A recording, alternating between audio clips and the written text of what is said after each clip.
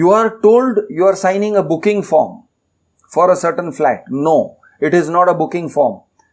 The builder is not giving you a promise. You are not entering into an equal relationship. You are entering into a relationship with someone who says, I am above the law. I will take away your money, not because it became my money, but because I have your money and you are signing on some paperwork. So the relationship is that of you becoming what they call an ANGUTHA CHAAP. You are becoming like a farm laborer, signing papers with a zamindar saying you can take away my land if I fail to repay your loan. You know, farm laborers used to be conned into taking loans, or they would eventually end up taking a loan from their landlord because they were dirt poor. Sahib, my son has fallen ill. Will you please give me 10 rupees so that I can take him to the hospital in the nearby town? Okay, here's 10 rupees. Sign here. Put your angutha here. What am I signing for? Don't worry about all that. You want the 10 rupees or not? Yes. Okay, sign here. Angutha dalo. Call your son. Angutha dalo. Call your wife. Angutha dalo. In case you fail to return this amount. With 100% interest at the end of the year. Then we are going to take away your land, and your land is this much. This is your land papers. If you fail, and after we take away your land, we can still do more. We can still do more. We might take away your son. We may send him to the plantations. We can enslave you. We can enslave your wife. You can turn her into a sex slave. We can compel you to send your wife to us to service the landlord. This is the kind of things that people ended up putting their impression on, thumb impression on. They didn't say, some things were not written, but some things were implied. People ended up putting them in large numbers. They were signing in large numbers. What was it? In those days, zamindari was the crime. But that crime was committed all over India. And that crime was committed in a widespread scale. Economic exploitation was normalized. And everybody who was well-to-do said, yes, this is how the world functions. This is how it is. Today, under construction property is sold in exactly the same way.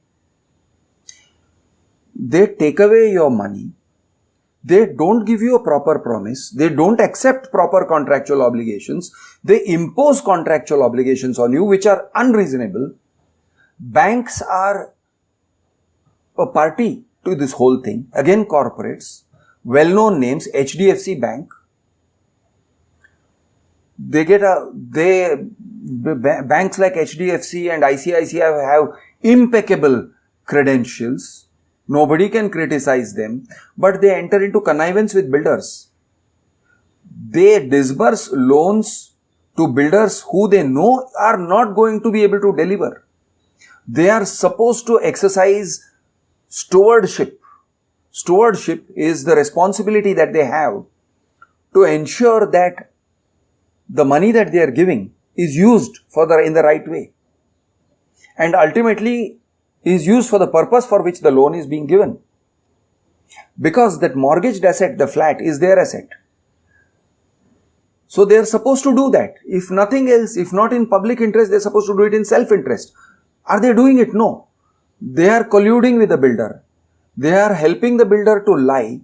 They are giving loans to people who may not be eligible for the loan, because they know that by the time this flat buyer fails to repay the loan, he is going to get into a deep trouble, financial trouble, with the builder and the bank. He stops paying EMIs. Bank says, we will not disburse our funds. We will not disburse the loan to the builder. Builder says, okay, I'm going to cancel the agreement. I can terminate the agreement, and now I can sell that flat to someone else.